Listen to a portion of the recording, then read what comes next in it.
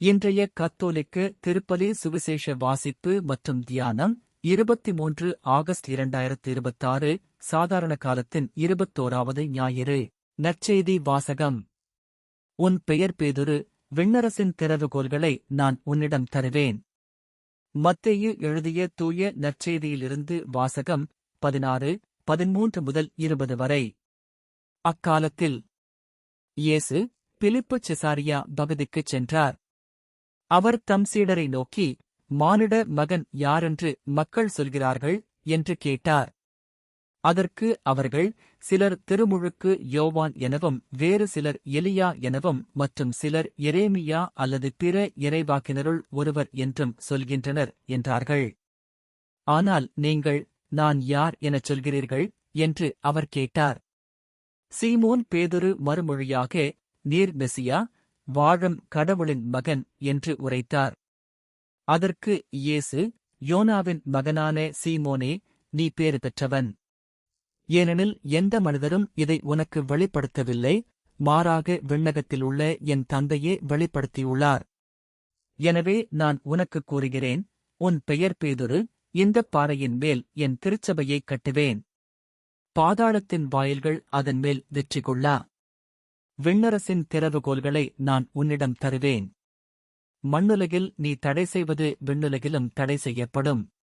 மண்ணுலகில் நீ அனுமதிப்பது விண்ணுலகிலும் அனுமதிக்கப்படும் என்றார். பின்னர், தாம் மெசியா என்பதை எவரிடமும் சொல்ல வேண்டாம் என்று இயேசு சீடரிடம் கண்டிப்பாய்க் கூறினார். ஆண்டவரின் அருள்வாக்கு. கிறிஸ்துவே உமக்கு புகழ். தியானம். இந்த சுவிசேஷம் ஒரு கேள்வியுடன் தொடங்குகிறது. மனுஷகுமாரன் யார் என்று மக்கள் சொல்கிறார்கள். சீடர்கள் பலரின் கருத்துக்களை பகிர்ந்தனர். யோவான் மஸ்நானம் செய்பவர், எலியா, எரேமியா அல்லது தீர்க்கதரிசிகளில் ஒருவராக. ஆனால் பின்னர் இயேசு அதை தனிப்பட்டதாக ஆக்குகிறார். நீங்கள் என்னைப் பற்றி என்ன சொல்கிறீர்கள்?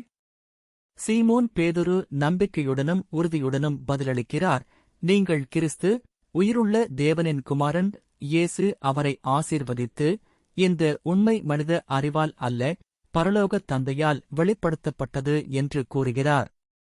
பேதுருவின் நம்பிக்கை இயேசு தனது திருச்சபையை அமைக்கும் அடித்தளமாகிறது. மேலும் அவர் பரலோக ராஜ்யத்தின் சாவிகளைப் பெறுகிறார். நமக்காக இந்த வாசகம் ஒரு நினைவூட்டல். நம்பிக்கை என்பது மற்றவர்கள் இயேசுவைப் பற்றி என்ன சொல்கிறார்கள் என்பதை அறிதல் மட்டுமல்ல, அது நம்முடைய தனிப்பட்ட பதிலாகும். ஒவ்வொருவரும் கேட்க வேண்டும், என் வாழ்க்கையில் இயேசு யார்? அவர் ஒரு ஆசிரியர், தீர்க்கதரிசி மட்டுமா, அல்லது உண்மையில் கிறிஸ்து, உயிருள்ள தேவனின் குமாரனா?